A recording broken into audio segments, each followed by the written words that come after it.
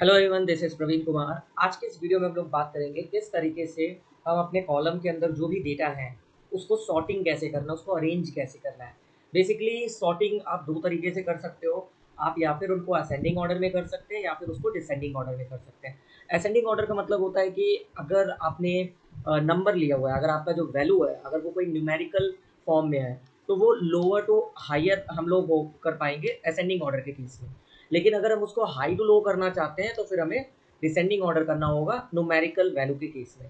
लेकिन अगर वो अल्फ़ाबेट में है, अल्फ़ाबेटिकल हमारे वैल्यूज़ हैं, तो असेंडिंग में ए टू जेड होता है। पहले ए आएगा, फिर बी, फिर सी, फिर डी। इस फॉर्मेट के अंदर आपके अरेंज होंगे। लेकिन अगर हम डिसेंडिंग ऑर्डर करते हैं तो वो जेड टू ए होता है।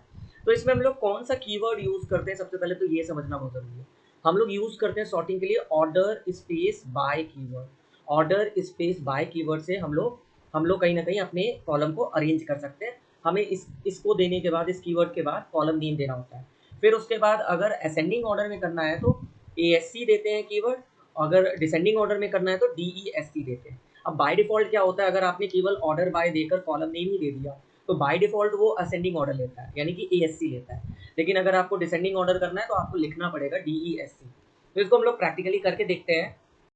मैं यहाँ पर माई सीक्वल ओपन किया हुआ हूँ और मैंने कुछ टेबल्स ऑलरेडी क्रिएट किए हुए हैं। जैसे माई एम्प्लॉय नाम का एक टेबल क्रिएट है, इसके अंदर कुछ डेटा डाले हुए हैं और मैं इस एम्प्लॉय को ही कहीं ना कहीं अरेंज करना चाहता हूँ। सबसे पहले हम लोग ये चेक कर लेते हैं कि ये जो कॉलम बना हुआ है इनके डेटा टाइप क्या क्या है।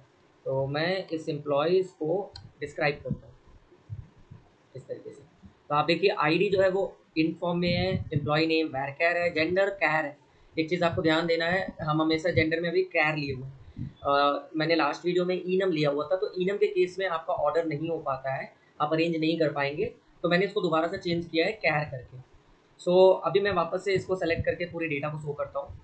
एंड अभी आप देख पा रहे हो ये डेटा मेरा, देखिए male female male male female female, उल्टा सीधा कुछ भी अरेंज है। मैं चाहता हूँ कि जेंडर वाइज जो है अरेंज हो जाए।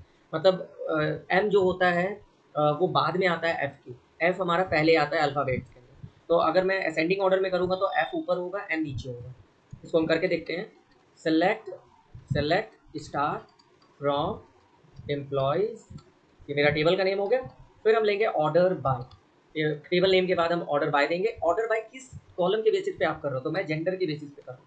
तो ये जेंडर मैंने लिखा। अभी मैं बाय डिफ़ॉल्ट अगर इसको सिंपली रन कराऊंगा तो देखिए ये मेरा जेंडर जो होगा ये असेंडिंग ऑर्डर में होगा। एफ एफ एफ, फिर मेल मेल मेल। तो जो एफ होता है वो अल्फ़ाबेट्स में पहले आता है, एम से पहले आता है, इसलिए हो गया। अगर मुझे डिसेंडिंग में करना है तो मैं इसी जाके डी ई एस सी लिखूंगा। तो मेरा एम पहले हो जाएगा और एफ बाद में होगा। तो इस तरीके से लिखना है। असेंडिंग को आप लिखो ना लिखो वो बाय डिफ़ॉल्ट जो होता है आपका कंसीडर कर लिया जाएगा। बाय डिफ़ॉल्ट आपका ए एस सी होता है। देखिए ए एस सी करने पे आपका एफ पहले हो गया, एम बाद में। अब हम चाहते हैं कि नहीं, मुझे आईडी को अरेंज करना, ये जो आईडी है इसको अरेंज करना है असेंडिंग ऑर्डर में। तो मैं यहाँ पे आईडी लिख के, या फिर मैं ए एस सी लिखूँ ना लिखूँ फिर भी बाय डिफ़ॉल्ट वही रहने वाला है।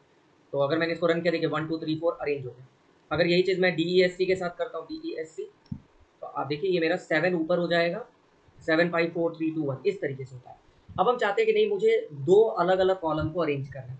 जैसे मैं चाहता हूँ जेंडर मेरा अरेंज हो जाए, जेंडर के बाद मैं इस आईडी को अरेंज करना चाहता हूँ। मतलब पहले जेंडर को हम डिसेंडिंग ऑर्डर में कर रहे हैं या असेंडिंग ऑर्डर में, फिर उस जेंडर के अंदर हमारी आईडी को भी हम अरेंज कर रहे हैं। तो ये कैसे करना है, तो हम करेंगे सेलेक्ट स्टार फ्रॉम एम्प्लॉयज़, ये मैंने टेबल का नेम लिखा, फिर ऑर्डर बाय।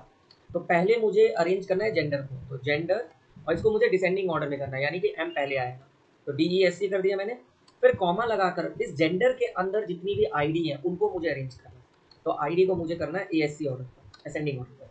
अब मैं अगर इसको रन करूँगा, देखिए मेरा आउटपुट क्या आएगा। तो पहले इसने क्या किया, पहले जेंडर को इसने अरेंज किया डिसेंडिंग ऑर्डर में, यानी कि एम पहले आ गया।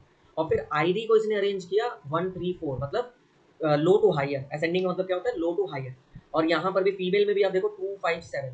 बट अगर मैं यही चीज़ आईडी को डी ई एस सी कर देता हूँ, डी ई एस सी, तो ये जस्ट उल्टा हो जाएगा। आप देखिए मेल में 4 3 1 हो गया आईडी, फीमेल में 7 5 2 हो गया। तो आप दो अलग अलग कॉलम में भी ऑर्डर बाय कर सकते हैं। बेसिकली ऑर्डर बाय हम लोग यूज़ करते हैं जब हमें टेबल को अरेंज करना होता है। आई होप आपको ऑर्डर बाय सॉर्टिंग कैसे करनी है समझ में आ गई होगी। मिलते हैं नेक्स्ट वीडियो में। Thank you all of you.